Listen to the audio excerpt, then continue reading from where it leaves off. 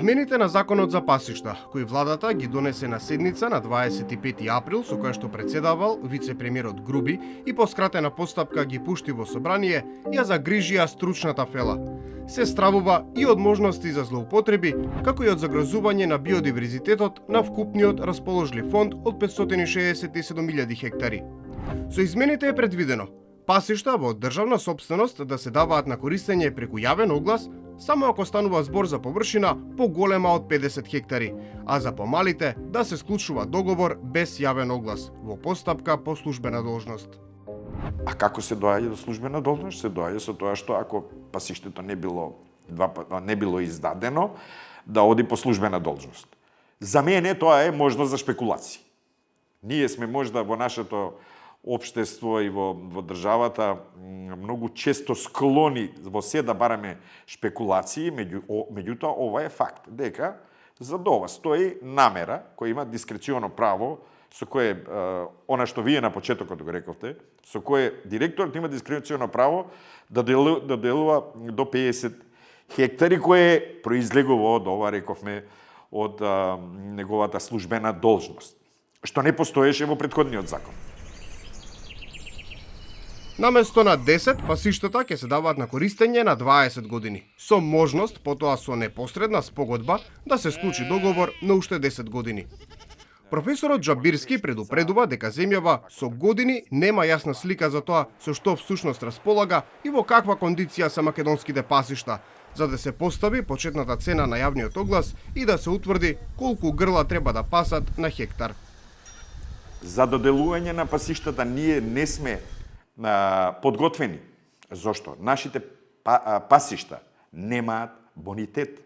Значи, немаме точно прецизно изложени површини. Тоа се површини кои се над 100 хектара на тежок терен. Од тука постојат и моменти кои се однесуваат на бонитетот, требниот состав. Вегетацијата на пасиштата, врз основа на што се доделува пасиштето, односно се формира цената на пасиштето. Цената, односно на доместокот што треба го плаќаат сточарите. Значи, овдека регистерот на пасишта кај нас не е воспоставен. И издавањето на пасиштата, на концесија или, ако сакате, на користење, базира на инвентаризации кои завршија 1991 година.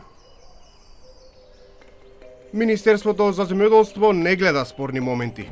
Од ресорот велат, оти постапката ќе стане потранспарентна, а зголемувањето на периодот на користење ќе создаде услови за поголеми вложувања во добиток и градби, што треба да резултира со пораст на сточниот фонд на државата. Од МЗШ тврдат дека сите одгледувачи ќе имаат можност да се стекнат со пасиште. Приоритет ќе имаат локалците, а ќе се плаќа на доместок по тарифа определена од владата. Оттаму признаваат дека досега се случувале злоупотреби на државните пасишта и се напасувало без да се плати надомест. За прв пат ќе се пропише процедура која ќе ја пропише министерот за земјоделство со правилник и истиот ќе биде јавно објавен во службен весник, со што значително ќе се зголемат и законитоста и транспарентноста на давањето на користење на пасиштата во близина на населените места, кои согласно предложениот закон се идентификуваат како пасишта кои не се доделени по пат на јавен оглас. А тоа се всушност малите површини на пасишта кои се со површина до 50 хектари. Со тоа ќе се надмине сегашната ситуација со давање на пасиштата во близина на населените места, која е таква што јавното претпријатие за пасишта истите ги дава врз основа на некоја одлука на управниот одбор на пасишта над која никој нема надзор и увид. Но може да се појават сериозни проблеми во подрачјата под строга заштита, какви што се националните паркови, бидејќи измените дозволуваат и градби на пасишта наменети за одгледување добиток, за преработка на сточарски производи и за ветеринарно здравство. 104 од Законот за природата, заштита на природата вели: не смеат во строго заштитената зона може да се обуваат само традиционални стопански дејности. А ние во овој закон велиме дека може да градиме објекти за примарна преработка на земјоделски производи, ветеринарни станици, објекти за сместување. Меѓутоа, поточно